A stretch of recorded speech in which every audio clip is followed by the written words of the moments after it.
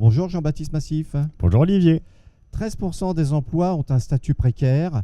De cette précarité qui empêche l'accès à la propriété que Quasi-Acquis fonde sa raison d'être. C'est exactement ça. Quasi-Acquis finalement répond à une problématique et comment je deviens un propriétaire au XXIe siècle. On a une nouvelle économie, une nouvelle division du travail, on promeut l'entrepreneuriat en France. Seulement la première question que vous pose votre banquier, c'est êtes-vous en CDI? Lorsque vous voulez un crédit, il faut un CDI. Sauf qu'on a aujourd'hui pratiquement 25% de la population active qui aujourd'hui n'a pas de CDI et qui est indépendant, profession libérale, entrepreneur et qui aujourd'hui souhaite devenir propriétaire pour pratiquement 95%, mais il y a une difficulté d'accès au financement et d'accès au logement. Alors, ça veut dire que finalement, Quasi-Acquis fait de la LOA immobilière, c'est ça? Mais est-ce que c'est légal? Alors Quasi-Acquis fait de la location avec option d'achat dans l'immobilier, effectivement, ce qu'on appelle la LOA immobilier ou la LOA immobilière.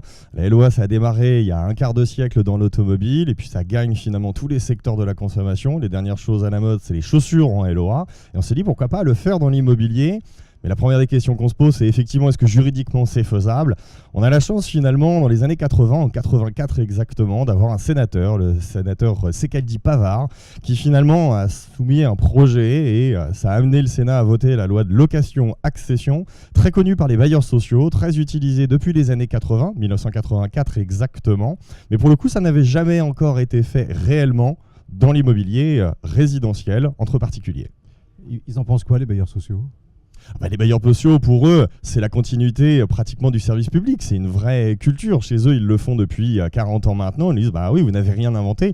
Et nous, on dit, non, on n'a rien inventé. On crée aujourd'hui, par contre, l'outil qui permet de pouvoir faire simplement et facilement de la location avec option d'achat entre particuliers. Parce qu'aujourd'hui, le marché le nécessite. Quel est le stimulus social que pourrait porter Quasi-Acquis dans l'impact real estate? Alors l'impact real estate, c'est souvent ce qui est posé. Quelle est la valeur finalement? Qu'est-ce qui nourrit Quasi-Acquis? En 84, quand le texte est sorti de location-accession, l'objectif était de permettre à une population à faible revenu de devenir propriétaire. C'était finalement ce qu'on pourrait qualifier d'impact social. Aujourd'hui, on se rend compte qu'effectivement, cette nouvelle division du travail a même une précarité, mais pas une précarité de rémunération, c'est une précarité d'accès au logement et d'accès au crédit. Ça, c'était il y a 2 ans dans le rapport de la Commission des numériques. Et on s'est rendu compte finalement que ce n'était pas un impact social. Alors on souhaite avoir cet impact social, mais on souhaite lui donner une dimension supplémentaire. C'est finalement d'amener la société à consommer différemment l'immobilier, amener à consommer l'immobilier au XXIe siècle. Et on pourrait dire que c'est plus un impact social, mais un impact sociétal. Merci Jean-Baptiste, c'est quasi acquis et c'est quasi fini. Merci beaucoup Olivier, au revoir.